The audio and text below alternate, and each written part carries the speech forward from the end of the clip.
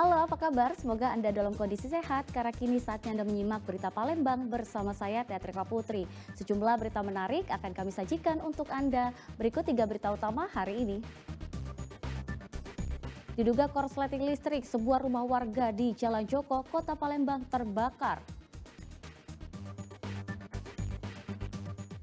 Menko Perekonomian memastikan tak ada pemotongan anggaran pada program makan siang gratis oleh Presiden terpilih Prabowo Subianto. Stok minyak goreng bersubsidi minyak kita di sejumlah pasar di Palembang sedang langka.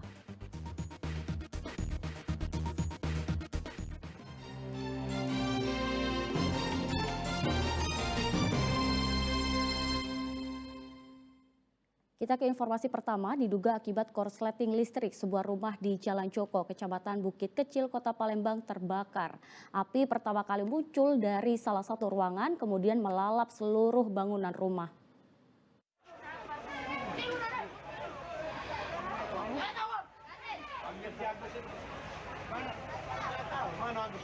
Sebuah rumah di Jalan Joko, Kecamatan Bukit Kecil, Kota Palembang terbakar pada Sabtu malam pekan lalu.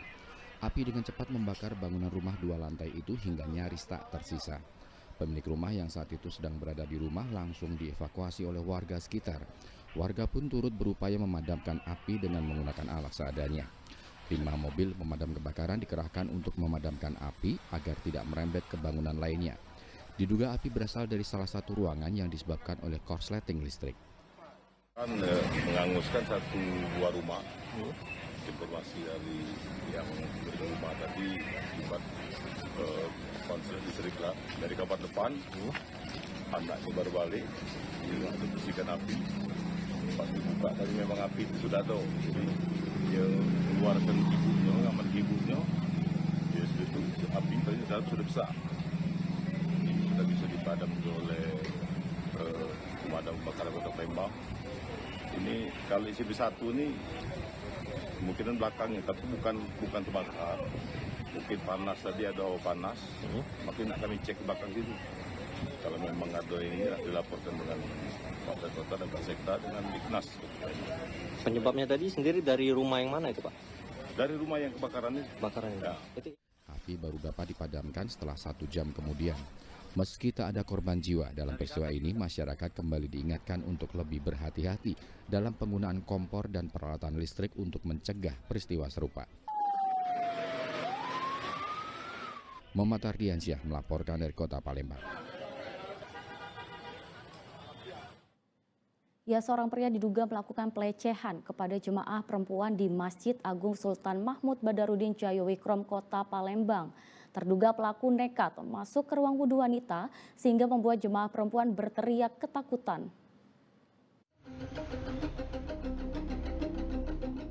Pemuda ini ditangkap petugas keamanan Masjid Agung Sultan Mahmud Badarudin Jayowikrom, Kota Palembang pada Sabtu siang pekan lalu. Warga Tanjung Enim tersebut diduga telah melakukan pelecehan terhadap seorang jemaah perempuan yang hendak mengambil wudhu. Kejadian bermula saat terduga pelaku masuk ke ruang wudhu perempuan dan melakukan perbuatan tidak senonoh. Akibatnya korban terkejut dan berteriak ketakutan. Korban kemudian melaporkan kejadian tersebut kepada petugas keamanan masjid yang langsung menangkap terduga pelaku. Kami dapat laporan ada budak ngeluarin kakaknya, menunjukkan ke keluarga pendatang dari Lampung. Gitu. Ya, ibu tuh melapor sama kami kan. Terus kita lihat. Jangan lanjuti. Kami lapor. Jangan Gitu. terjadi apa-apa dulu. Ibu ini duduk di tangga 4 pintu masuk. Tempat Duduk kencing dia ini bukan pada tempatnya. Kan? Itu tempat menyuduh ya? Ya, habis kencing di tempat menyuduk, dia balik ke mandi. Gitu ya. Mandi. Dari pelaku ini wong sini bukan, Pak? Mau Tanjung ini? Tanjung ini, bukan Ya. warga sini? Bukan. Meski sempat membantah, pria tersebut akhirnya mengakui semua perbuatannya. Kasus ini tidak dilanjutkan ke ranah hukum karena terduga pelaku berjanji tidak akan mengulangi perbuatannya. Sedangkan korban sudah memaafkan perbuatan terduga pelaku tersebut. Dedi Erwansyah melaporkan dari Kota Palembang. Ya, masih soal kasus asusila, seorang pria di Kabupaten Pali tega meruda paksa anak tirinya yang masih berusia 14 tahun. Perbuatan bejat itu telah dilakukan selama 4 tahun terakhir. Korban pun hamil 8 bulan.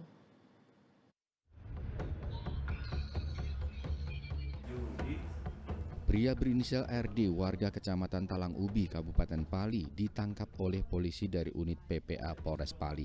Tersangka ditangkap karena telah meruda paksa anak tirinya yang masih berusia 14 tahun. Akibat perbuatan bejatnya itu, korban kini tengah hamil 8 bulan. Korban dipaksa melayani tersangka berulang kali selama 4 tahun sejak korban masih berusia 10 tahun. Korban sendiri mengaku tak berdaya karena kerap mendapatkan ancaman dari tersangka. Kasus ini terungkap setelah ibu kandung korban bersama perangkat desa setempat melaporkannya ke polisi.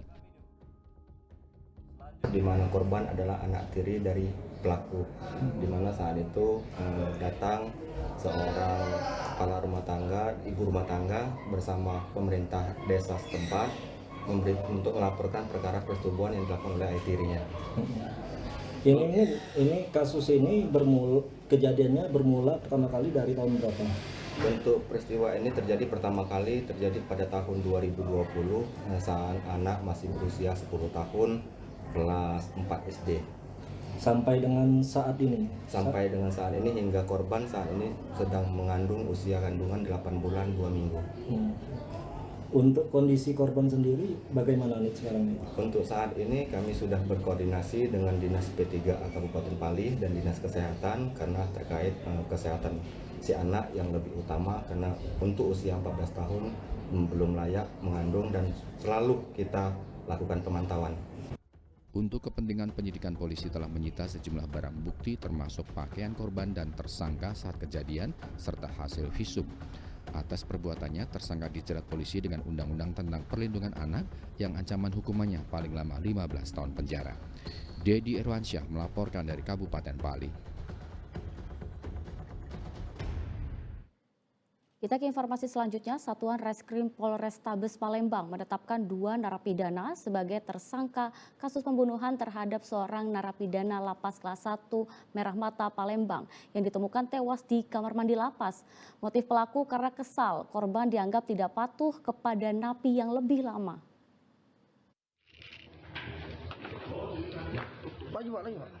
Misteri kematian seorang narapidana lapas kelas 1 Merah Mata Palembang bernama Sumaryanto diungkap Satuan Reskrim Polrestabes Palembang. Polisi menetapkan 2 orang narapidana lapas sebagai tersangka. Keduanya adalah Agung Puting dan Emi Hartoni yang merupakan rekan satu kamar korban. Motif kedua pelaku karena korban dianggap tidak patuh kepada napi yang lebih lama. Korban dihabisi saat tengah tertidur lelap.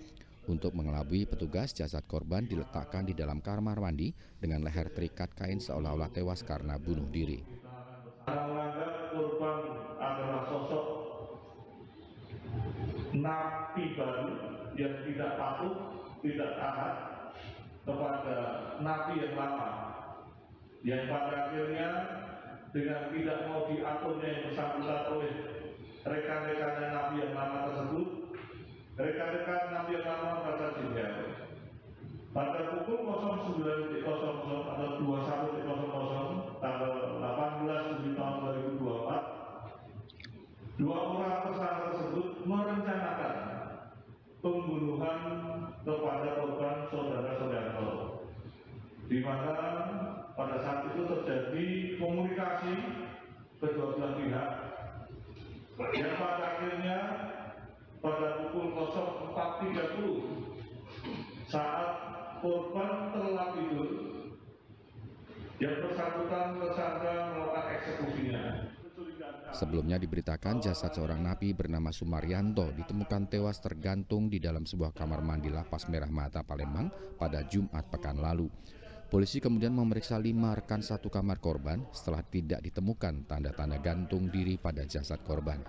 Atas perbuatannya, kedua pelaku akan dijerat dengan pasal tentang pembunuhan berencana dengan ancaman hukuman 20 tahun penjara, seumur hidup, atau hukuman mati. Dedi Irwansyah melaporkan dari Kota Palembang.